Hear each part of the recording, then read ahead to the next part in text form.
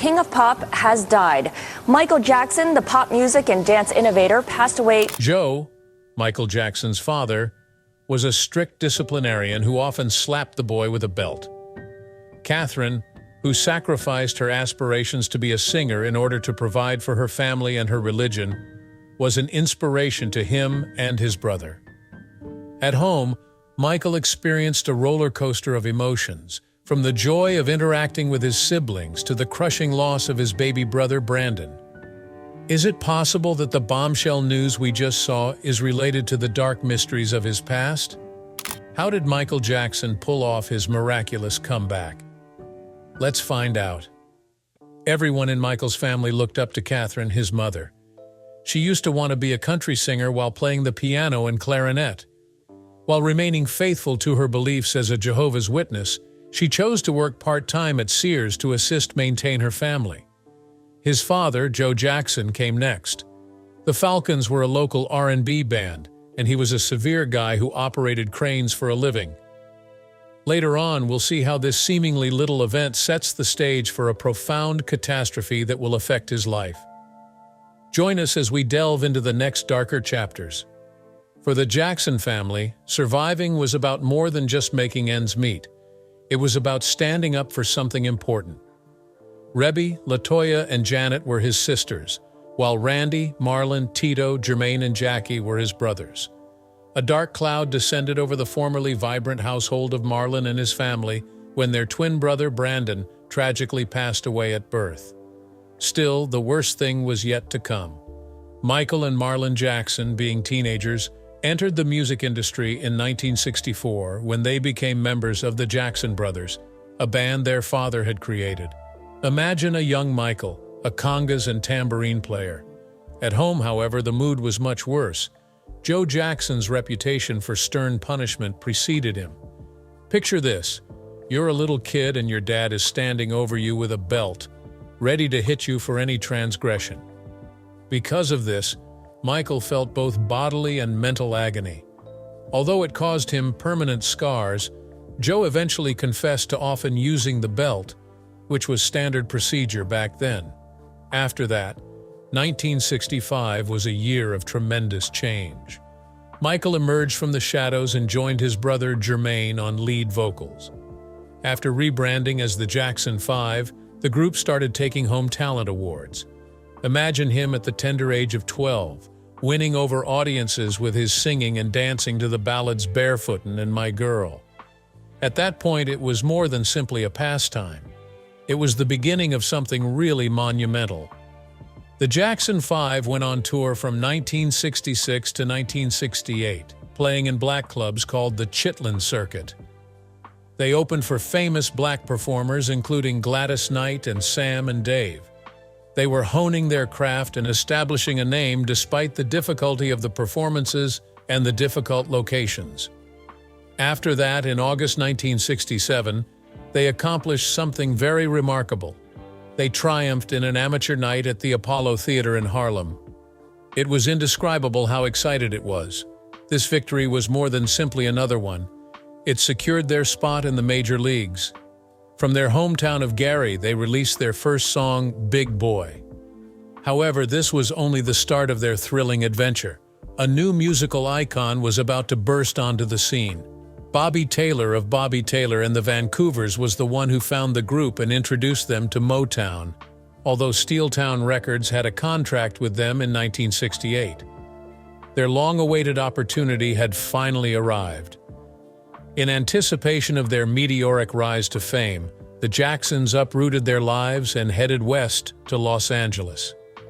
Diana Ross was to introduce the Jackson 5 to the world as part of Motown's strategy to make them famous. In 1969, when they made their television debut at the Miss Black America pageant, Michael was the star of the program. Next was a set of well-known tunes. Their single, I Want You Back, reached the top of the U.S. Billboard Hot 100 in January 1970. After this came 3 more top 40 singles: ABC, The Love You Save, and I'll Be There. By 1971, the Jacksons had amassed a considerable fortune and were relocating to a sprawling house in Encino, California.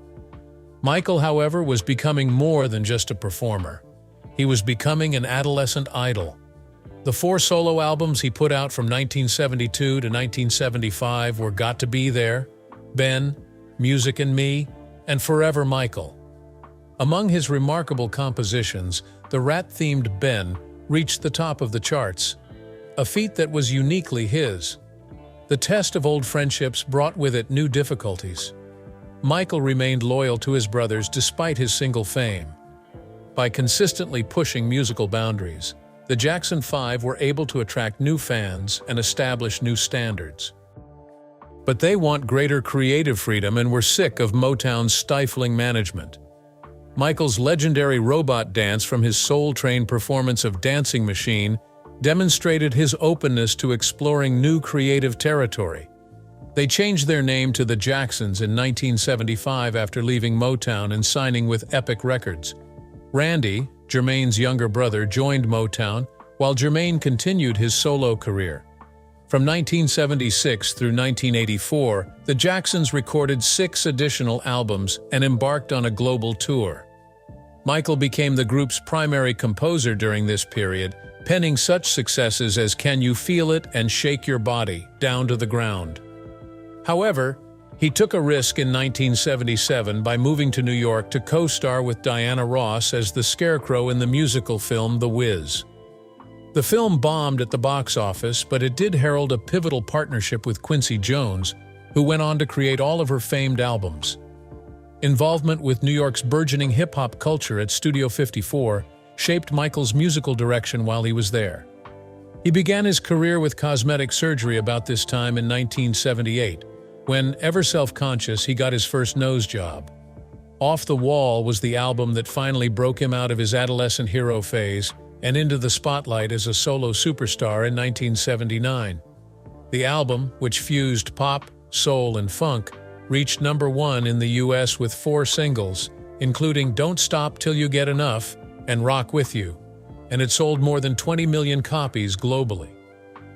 He was honored with 3 American Music Awards in 1980, one of which was for Favorite Soul/R&B Album. His 1980 Grammy for Best Male R&B Vocal Performance was for Don't Stop Till You Get Enough. However, his satisfaction was not fully met. He was resolute in his belief that Off the Wall had the potential to achieve even greater success with his subsequent endeavor. He earned 37% of the wholesale record earnings by 1980, which was the highest royalty rate in the music business. This wasn't only a financial victory, it demonstrated his enduring impact and his relentless pursuit of excellence. His meteoric rise to musical superstardom would continue apace from here. When Michael Jackson released Thriller in the 1980s, did you ever stop to think about what set it apart from other albums? Imagine one white glove adorned with glitter and a dazzling jacket. At Motown 25, Yesterday, Today, Forever, he gave a performance that will go down in music history as one of the most iconic looks of all time. The editors of British Vogue were so impressed that they named him King of Cool, praising his ability to elevate the moonwalk with his dazzling gloves. However, the tale does not end there. His time working with Freddie Mercury of Queen spanned 1981-1983. They were planned to release a fantastic duets album with their recordings of State of Shock, Victory, and There Must Be More to Life Than This. But things took an unexpected turn when he brought a llama into the recording session, shocking Freddie. A llama indeed.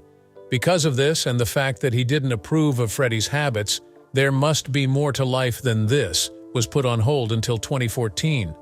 Eventually, Mick Jagger and the Jacksons recorded State of Shock for their Victory album. Suddenly, his life took a dramatic turn in 1982. The E.T. theme song Someone in the Dark included his voice as the first. Listen to the audiobook version of E.T. However, it was not yet the most monumental event. As the year drew to a close, he released the single Thriller. The album went on to sell over 70 million copies globally, making it the best-selling album of all time. It dominated the Billboard 200 for 3 decades and spent 80 consecutive weeks in the top 10. What comes after hitting the big time? Well, it was the first album to have 7 songs that peaked at #1 on the Billboard Hot 100.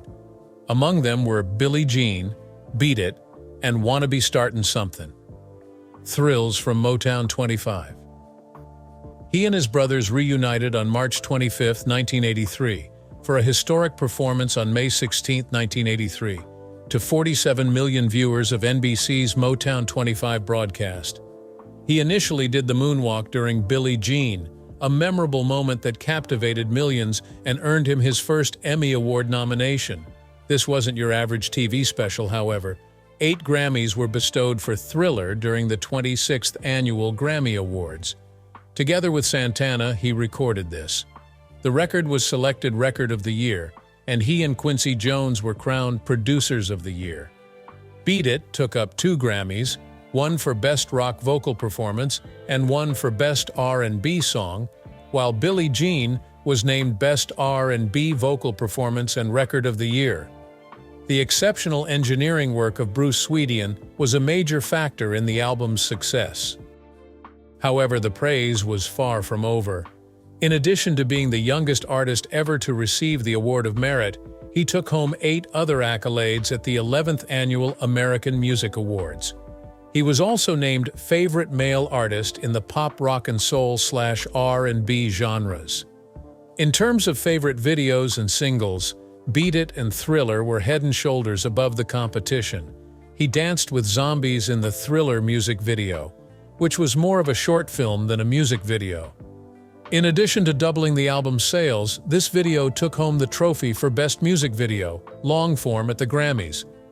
A cultural giant on a worldwide scale, he had transcended his status as a mere pop singer. Time magazine hailed him as a one-man rescue team for the music business, praising his ability to transcend aesthetic, racial, and cultural barriers. According to the New York Times, the pop music industry was formerly divided into 2 camps: Michael and everyone else, the bad era, and business entrepreneurship. Brotman Medical Center named a burn center after him after he got $1.5 million in a settlement from a lawsuit. However, his interactions with Pepsi did not end there.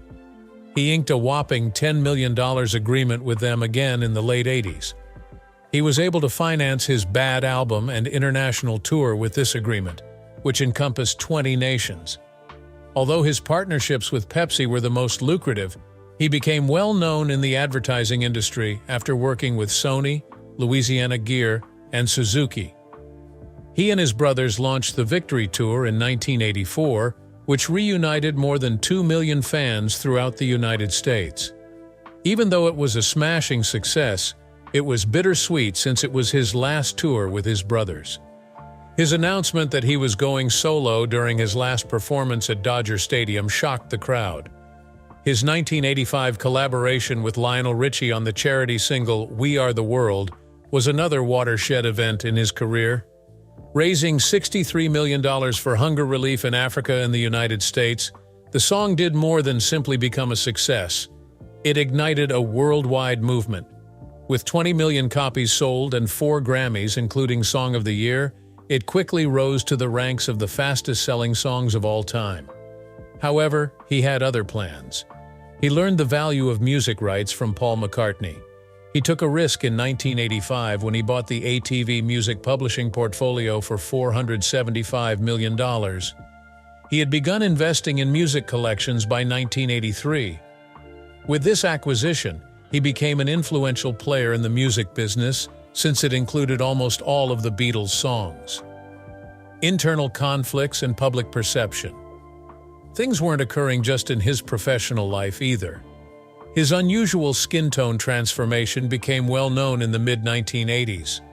His once medium brown complexion started to pale, sparking wild conjecture in the media. In 1983, his dermatologist Dr. Arnold Klein stated that he had vitiligo, a disorder that causes the skin to lose its pigment. People speculated whether he was intentionally altering his skin color. At around the same time, he was also diagnosed with discoid lupus. In 1986, when his vitiligo symptoms were more noticeable, He attempted to conceal them by using cosmetics and presumably prescription lotions.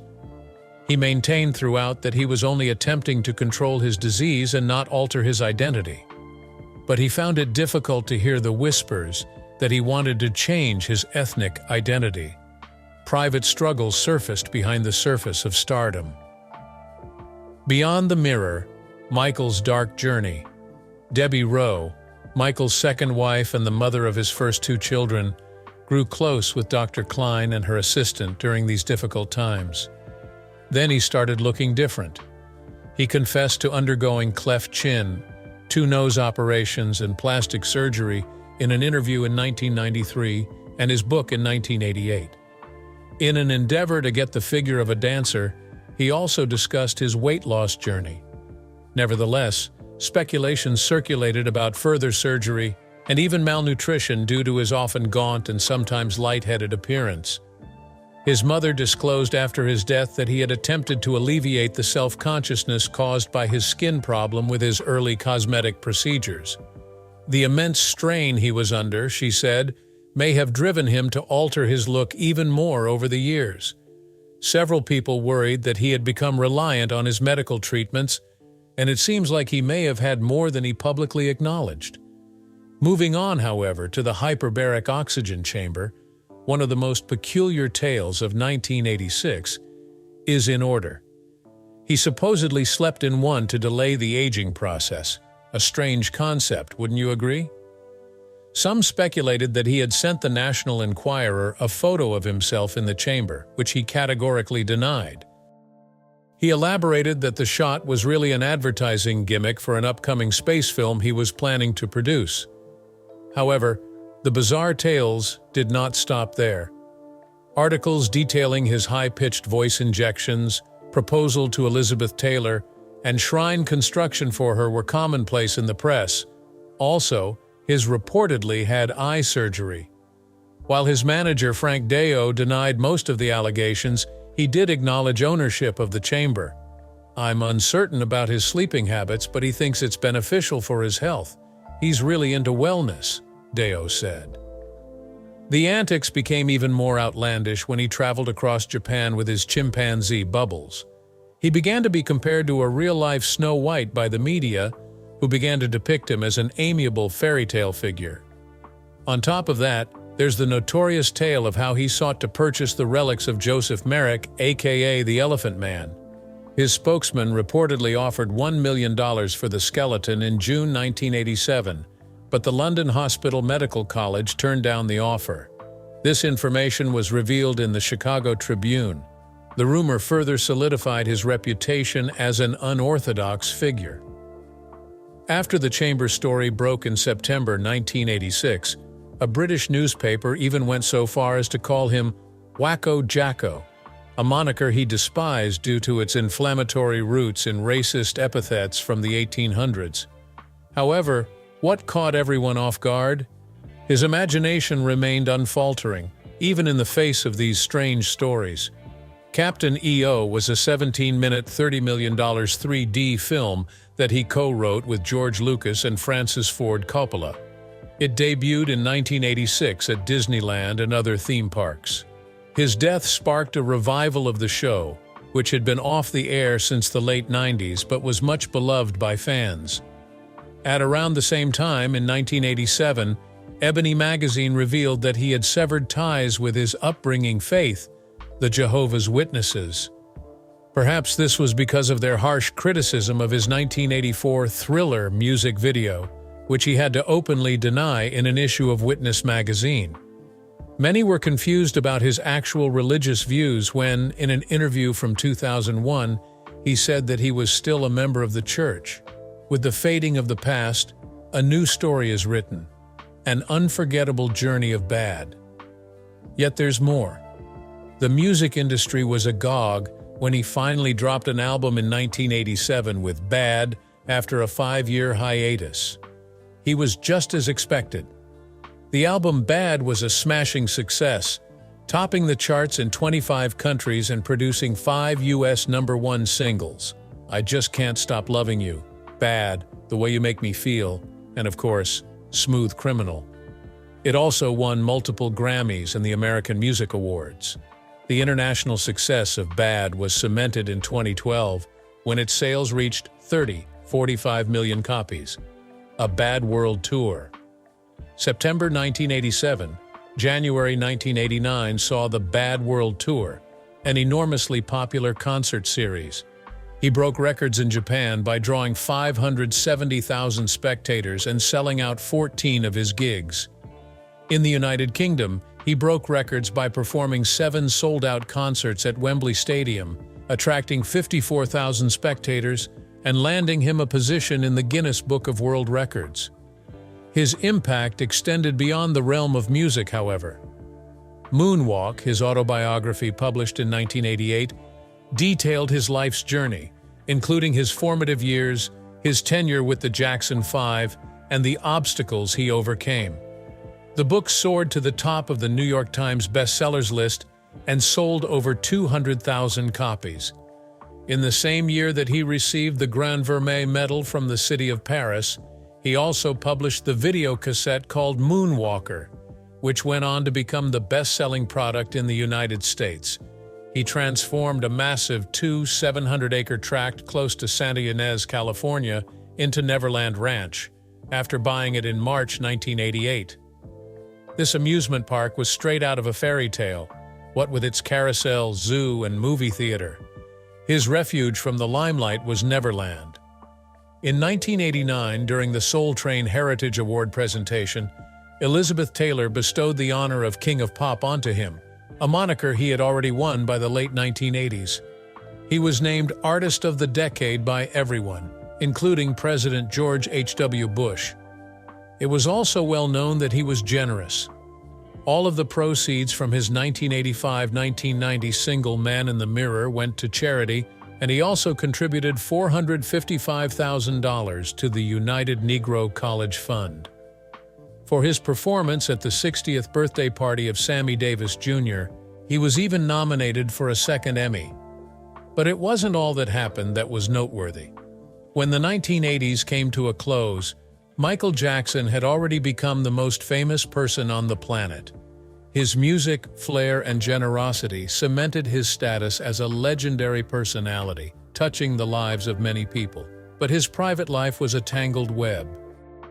Over the phone, Michael proposed to Lisa Marie Presley, Elvis Presley's daughter, in late 1993, when he was at the peak of his celebrity. They tied the knot in the Dominican Republic in May of 1994, but the union was short-lived.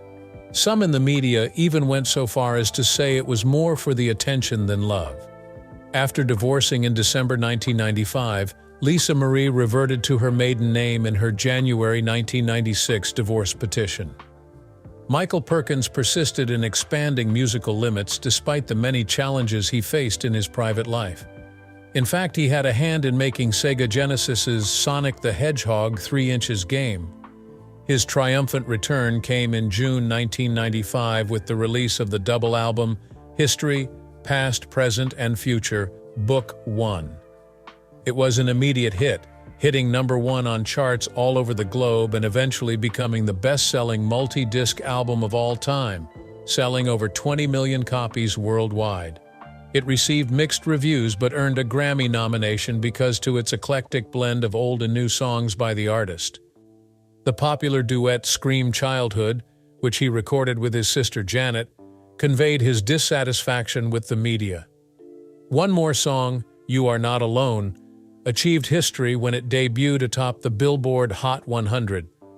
But there were some bumps along the road. Michael released a new version of They Don't Care About Us after the original caused controversy. Michael Jackson wed Lisa Marie Presley for what reasons, in your opinion? Did it stem from love or another emotion? Drop a like, comment, and subscribe for more content.